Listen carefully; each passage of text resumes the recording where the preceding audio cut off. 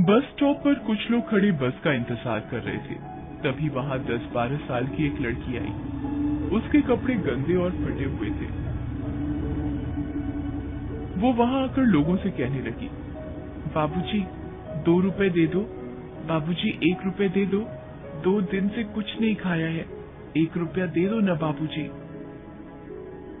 वो लड़की दोपहर तक ऐसे ही लोगों से पैसे मांगती रही। फिर दोपहर को अचानक गायब हो गई। उसके बाद अगले दिन फिर सुबह सुबह बस स्टॉप पर आ गई और पिछले दिन की ही तरह लोगों से भीख मांगने लगी। ऐसा उस बस स्टॉप पर अक्सर होने लगा। एक दिन अशोक कुमार नाम के एक रिटायर्ड स्कूल मास्टर उस बस स्टॉप पर आए। वो लड़की उस दिन भी उसी तरह भीख मांग रही थी। उस दिन उसे कोई भीख नहीं दे रहा था। चल चल चली जा यहाँ से। मैंने क्या तेरा ठेका ले रखा है जो रोज रोज चली आती है भीख मांगने, भिखमंगी कहीं की। उस आदमी ने देखा कि और लोगों ने भी उस लड़की को दुत्कार कर भगा दिया। अशोक जी ये सब देख रहे थे। ना जाने क्यों उनके मन में इस लड़की के प्रति दया उमड़ रही थी। उस दिन उस लड़की के पास काफी कम पैसे जमा हुए थे। अभी वो पैसे लेकर वहां से जाने के लिए निकली ही थी कि अचानक वहां पड़े पत्थर से उसे ठोकर लगी और जो भी थोड़े बहुत पैसे उस दिन उसके पास जमा हुए थे वो भी उसके हाथों से छिटक कर नाली में जा गिरे। उस लड़की ने पहले तो अपने पैसों को बहुत खोजा, मगर जब वो नहीं मिले तो आंखों में आंसू लिए वहां से जाने लगी। ये देखकर अशोक जी से रहा नहीं गया। वो उस लड़की के पास आए और उससे कहा, नहीं नहीं बेटा, रोते नहीं है। फिर उन्होंने सोचा, इसे कुछ पैसे दे देता हूं, लेकिन कहीं अगर ये किसी भीख मांगने वाली गिरोह से हुई तो, जो बच्चों से जबरदस्ती भीख मंगवाते हैं, या ये भी हो सकता है कि इन पैसों से ये नशा करे।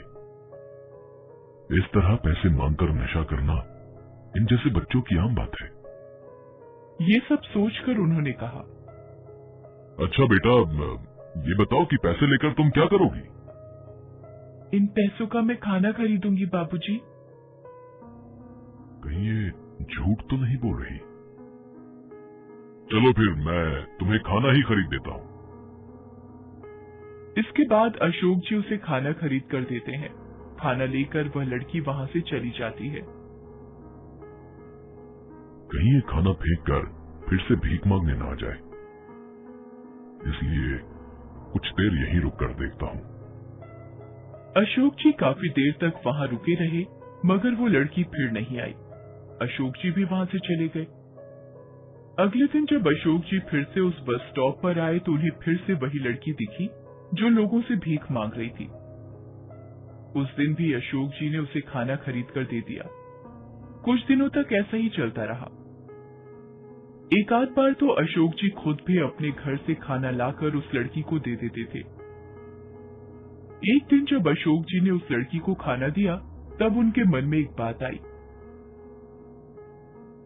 आखिर ये लड़की है कौन, और क्या ये सिर्फ रोज खाने के लिए ही भीख मांगती है? और अगर ये खाने के लिए ही भीख मांगती है तो फिर ये खाना खाती क्यों नहीं, लेकर कहां जाती है? ये सोचकर अशोक जी चुपके से उस लड़की का पीछा करने लगे। वो लड़की वहां से निकलकर बस स्टॉप के पीछे बनी झुग्गी झोपड़ियों में जाने लगी। वो कभी इस गली में घुसती तो कभी उस गली में। हालांकि अशोक जी तेजी से उसका पीछा कर रहे थे, मगर एक गली में घुसकर वो लड़की गायब हो गई। धक तेरे की, इतनी मेहनत के बाद भी पता नहीं चल पाया। खैर कोई बात नहीं, आज नहीं तो कल इस बात से पर्दा उठा ही लूंगा मैं। अगले दिन अशोक जी उस लड़की को देने के लिए घर से ही बना खाना लाते हैं। ले बेटा, खाना खा ले। आज तू यहीं बैठकर क्यों नहीं खा लेती? वो बाबूजी, वो मैं खा लूंगी आराम से, आप चिंता मत कीजिए। तो फिर यहीं खा ले। देखो अभी खाना गर्म भी है, बाद में ठंडा हो जाएगा तो अच्छा नहीं लगेगा। म- म- म- मैं घर जाकर आराम से खा लूंगी बाबूजी, आप चिंता न कीजिए। इतना कहकर लड़की वहां से जल्दी जल्दी जाने लगी। आज तो मैं भी पता लगा कर ही रहूंगा कि ये लड़की आखिर इस खाने का करती क्या है। इतना सोचकर अशोक जी भी तेजी से उस लड़की का पीछा करने लगते हैं। वो लड़की फिर से झुग्गी बस्तियों की तरफ मुड़ती है और उन्हीं घुमावदार गलियों से गुजर कर जाने लगती है।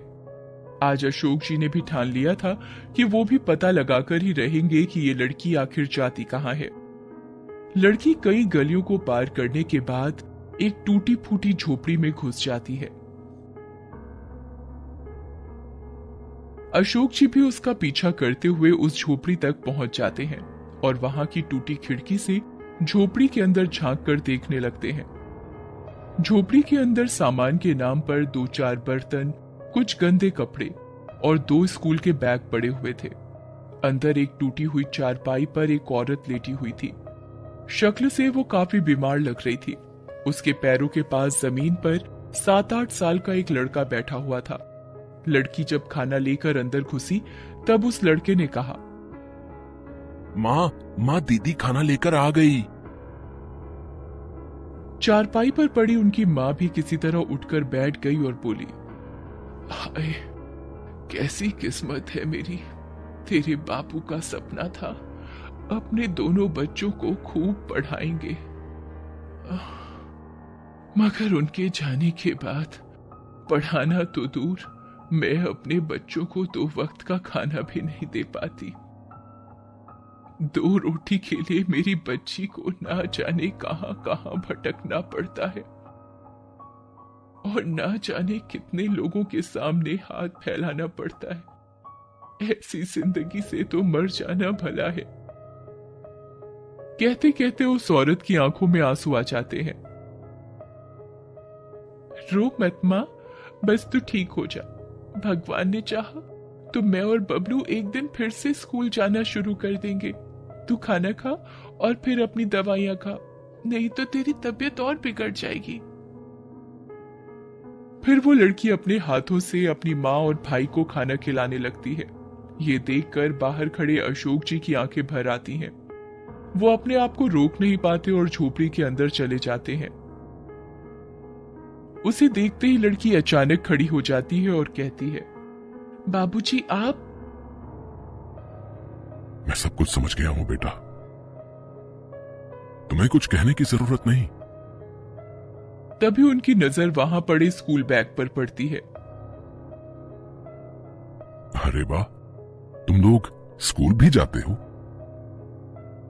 जाते थे, मगर अब छोड़ दिया है बाबूजी।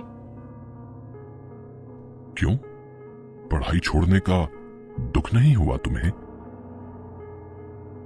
दुख तो बहुत हुआ था बाबूजी, मगर जब से माँ बीमार पड़ी घर में एक पैसा भी नहीं बचा था।